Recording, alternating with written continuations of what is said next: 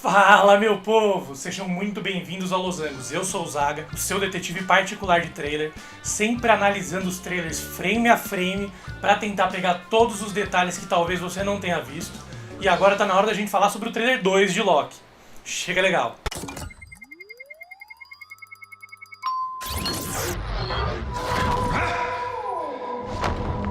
I know what this place is. A gente ouve aquele barulhinho de elevador, né? Quando aparece a imagem do Loki chegando. Aquele elevador que a gente viu no trailer 1 deve ser mesmo um portal interdimensional que leva os personagens para diversos lugares e períodos diferentes do multiverso. Os azulejos dessa parede aí da chegada são um perfeito caos, né? É uma possível representação do caos que é o tempo, né, nos múltiplos universos que existem dentro do universo da Marvel. Esses universos, às vezes, eles têm ciclos, né, que são representados pelos círculos. Às vezes eles se alinham, às vezes eles se entrelaçam e depois se separam. E às vezes eles seguem seus rumos paralelamente sem relação uns com os outros.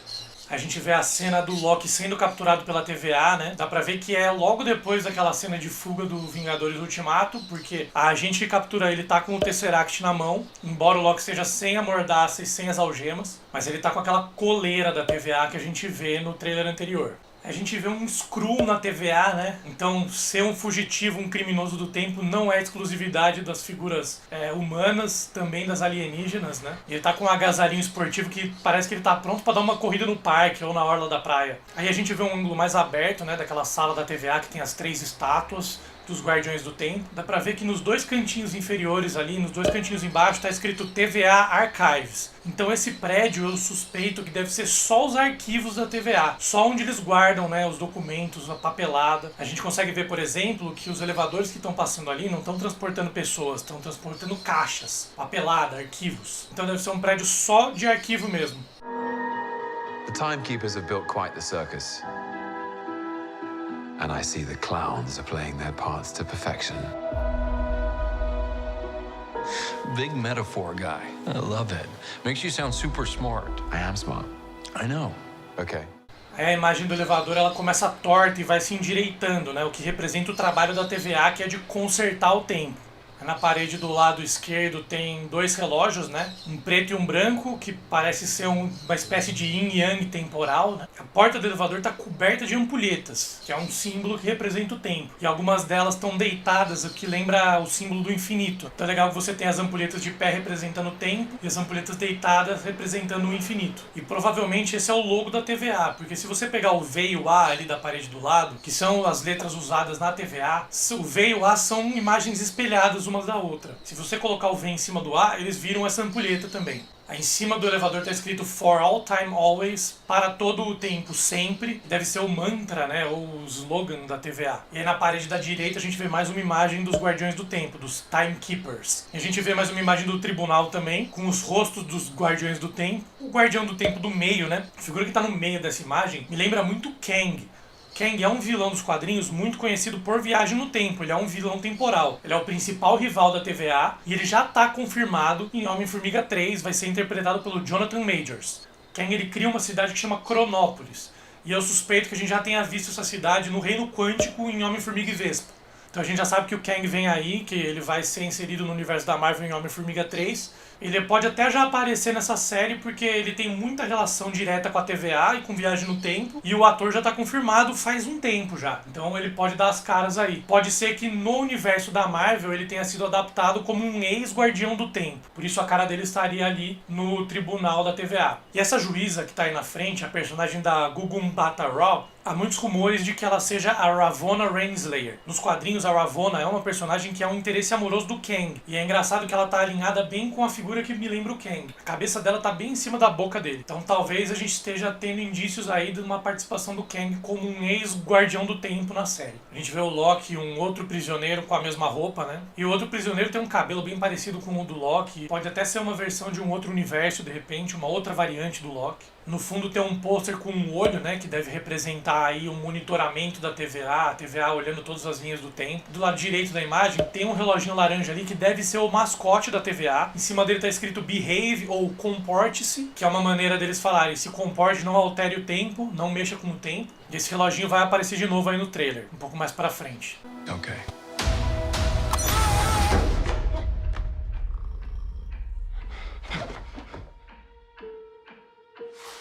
Please sign to verify this is everything you've ever said.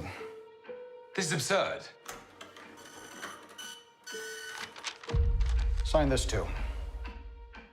Aí o agente da TVA que aparece, ele tem um gatinho, né? Coisa mais fofa. O gato aparece também na caneca dele. E é provável que esse gato seja, na verdade, um Flerken. A espécie de gato alienígena que apareceu em Capitã Marvel, né? Ele deve ser meio que um guarda-costas do agente ali. E, por exemplo, quando o Loki não quer cooperar, o gato deve ser usado pra convencer ele, né? A cooperar de uma maneira não tão amigável. Ali atrás do gato, nos arquivos, parece ter um prato com um sanduíche que deve ter sido parcialmente comido ali, um sanduíche mordido. A gente vê um relógio atrás do agente ali com um número insano de ponteiros e números, porque viagem no tempo, né? Controle temporal de todas as linhas do tempo. O título do papel que a gente vê ali é Variante L1130. O L deve ser de Loki, né? E 1130 deve ser o universo do qual esse Loki veio, essa variante do Loki veio. Porque todo o universo da Marvel, ele é designado por um número. O universo principal dos quadrinhos é o universo 616, né? A Terra 616. O universo principal dos cinemas, que a gente está acostumado a ver em todos os filmes, é a Terra 199999. Diversos outros universos dos quadrinhos também são representados por números. Então, esse universo da Batalha de Nova York que o Loki fugiu deve ser o universo 1130, que é o universo desse Loki que a gente vê na série. We protect the proper flow of time. You picked up the Tesseract, breaking reality. I want you to help us fix it.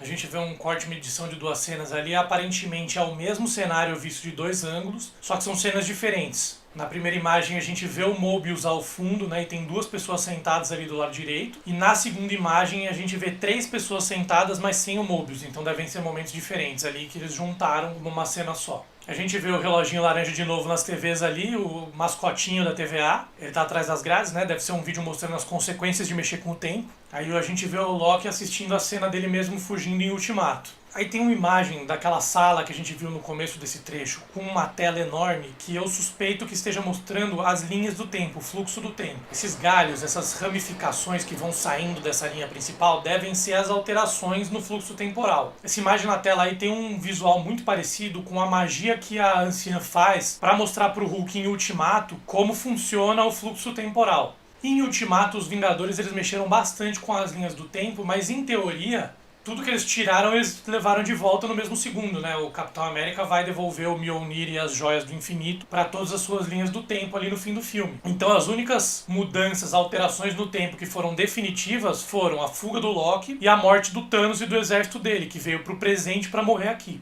É legal a gente reparar também que esses galhos, né, essas linhas que representam as alterações na linha do tempo, elas vão crescendo. Tem uma linha pontilhada ali que eu suspeito que seja uma zona segura, uma zona de segurança. Que se o tempo for alterado até ali, tudo bem, não tem grandes consequências. E aí tem dois riscos vermelhos enormes ali que eu suspeito que sejam a zona de perigo. Que se o tempo for alterado passando dessas linhas, pode ser um negócio irreversível, pode significar o fim de um determinado universo, alguma coisa do tipo. Why me? I need your unique Loki perspective. Do I get a weapon? Nah.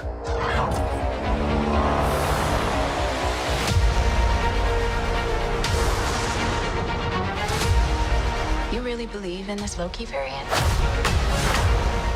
Aí o Mobius fala, né, que a gente precisa da sua perspectiva Loki, só que ele fala Loki de uma maneira que pode ser tanto Loki, o nome do personagem, como Low-key, né, que significaria sutil, discreto, né, então a sua perspectiva discreta seria um joguinho de palavras ali que o Mobius fez. Apesar do Loki não ter absolutamente nada de sutil e discreto, né, então deve ter sido mais num tom de piada, de ironia. A gente vê os agentes da TVA e o Loki chegando naquela cena que eu suspeito ser numa época pós-medieval, ou pode ser uma feira medieval nos tempos mais atuais, né? Porque ali no fundo a gente vê uma barraquinha que tá escrito Festival Maps, ou mapas do festival. Então pode ser só uma feira medieval em tempos modernos. Aí esse variant que a gente vê escrito nas costas do agasalho que o Loki tá usando, deve ser para mostrar que ele é um personagem que tá deslocado do próprio tempo, que ele é uma variante dele mesmo. Aí a gente vê a figura encapuzada lutando contra agentes da TVA naquele corredor que a gente viu no começo do trailer. Deve ser mesmo a Lady Locke, né, a versão feminina do Loki, como a gente falou na análise do trailer anterior. Aí a gente vê a cena de Nova York destruída, né? A gente vê a Torre dos Vingadores destruída ao fundo, que deve ser mesmo o universo onde o Loki ganhou a Batalha de Nova York. Aí a gente vê o Loki da TVA chegando nesse mundo e ele deve mesmo ter que lidar com a versão dele que venceu a batalha. Talvez a versão mais insuportável do Loki, dentre todas as versões que a gente vai ver nessa série. Luckily, he believes in himself enough for the both of us. Why? It is adorable that you think you could possibly manipulate me. Aí nessa cena a gente vê o que provavelmente é a câmara da juíza, né, da Ravonna. Tem mais estátuas ali dos Guardiões do Tempo e uma porta com ampulhetas, né, muito parecida com a porta do elevador que a gente vê naquela cena do corredor. E de novo a gente vê aquela cena de um planeta sendo devastado, né, aquele planeta roxo. A gente vê o Loki ali, né, também. E parece que ali no fundo tem um acampamento com várias tendas laranjas, né? E laranja é a cor predominante da TVA. A gente vê no mascote, a gente vê nas letras, né? A gente vê na parede também, da onde o Loki chega no começo do trailer. Então pode ser um acampamento da TVA e eu suspeito que esse deve ser um mundo que teve alterações catastróficas na linha do tempo, que seja irreversível, que eles estão lá para monitorar o fim desse universo. Pode estar acontecendo ali, pode ter passado daquela linha vermelha. Aí a gente vê a mesma personagem encapuzada arrastando uma agente da TVA para um portal. Deve ser por ali que essa figura encapuzada consegue chegar no corredor da TVA, consegue invadir a TVA. E essa mesma personagem que está sendo carregada, ela aparece um pouco mais pra frente nesse trailer, carregando uma lança, uma espécie de espada medieval, naquelas lutas com cavalo. Então isso deve ser naquela cena medieval que a gente já discutiu no primeiro trailer e agora também. E, aparentemente a TVA é gigantesca, né? Eu tinha suspeitado mesmo que aquele prédio que a gente viu no trailer anterior e no começo desse trailer era só o arquivo da TVA, né? Um prédio de arquivo. E aí a gente vê nessa imagem do Mobius e do Loki conversando que a TVA pode ser do tamanho de uma cidade ou até de um planeta, que é um lugar realmente enorme, gigantesco. I'm 10 steps ahead of you. You're not big on trust, are you? Aí no começo desse trecho a gente vê o Loki fugindo dos agentes da TVA, naquela cena da Roxcart. Dá pra ver ele olhando ali, se preparando pra fugir. E logo em sequência entrando num portal. A gente vê o Mobius e mais 2 agentes chegando, tentando correr atrás, mas sem conseguir chegar, né? Aí a gente vê o que parece ser uma versão modificada do Trono de Asgard. Então talvez essa seja mais uma realidade em que os planos do Loki foram bem sucedidos. Que ele conseguiu assumir o Trono de Asgard no fim. Aí no trono a gente também vê umas figuras de umas cobras. E o Loki tem relação com cobra, né? Ele já se transformou em cobra para enganar o Thor, por exemplo. Como o Thor diz em Ragnarok. She did try to kill me. Yes, me too. Many occasions. There was one time when we were children, he transformed himself into a snake, and he knows that I love snakes. So I went to pick up the snake to admire it, and he transformed back into himself, and he was like, "Yeah, it's me!" And he stabbed me.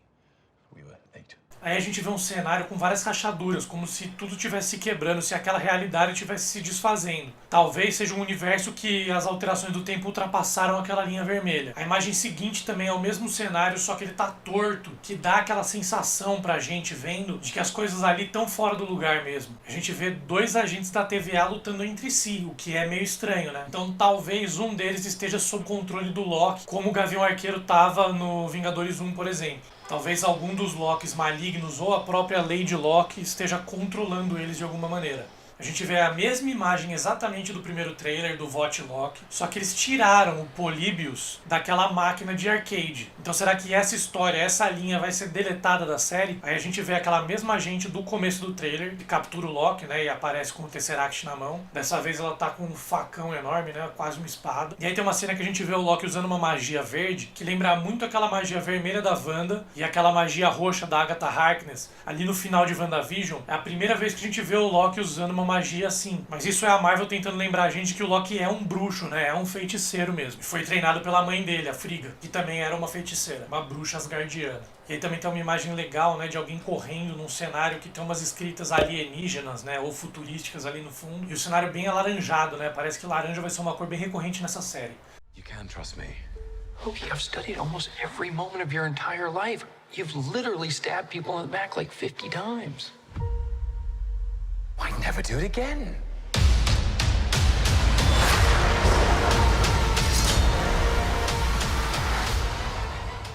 Aí nesse trechinho a gente vê uma conversa entre o Mobius e o Loki. Dá pra ver ali no fundo que parece ser aquela estrutura gigantesca da TVA, né, que eu falei que pode ser uma cidade ou até um planeta, e parece que tem alguns carros voadores, né, alguns veículos voadores passando de um lado para o outro ali atrás, e eles estão tomando um suco que chama Boku Juice. Esse suco, ele foi vendido nos Estados Unidos entre 1990 e 2003, mas ele não existe mais, ele já foi descontinuado, então também é uma referência aí a essas viagens no tempo, que é um tema muito importante para essa série. Eles estão tomando um suco que já não existe mais. Aí tem uma cena bem enigmática, né, do Loki e do que deve ser a Lady Locke, né, a versão feminina dele, sentados, meio que admirando, contemplando a destruição do planeta roxo. Tem muita gente que tá pensando mesmo que é a Natasha, é Vormir, é aquela cena, o Loki vai trazer ela de volta. Não, não é Vormir. A gente consegue ver ali no fundo um encanamento, né, de esgoto. Isso aí é um outro planeta e essa é a personagem da Sofia Di Martino mesmo. A gente já viu fotos dela no set com uma roupa parecida com a do Loki. Então tem tudo pra ser a Lady Locke e isso ser um planeta aleatório e não Vormir.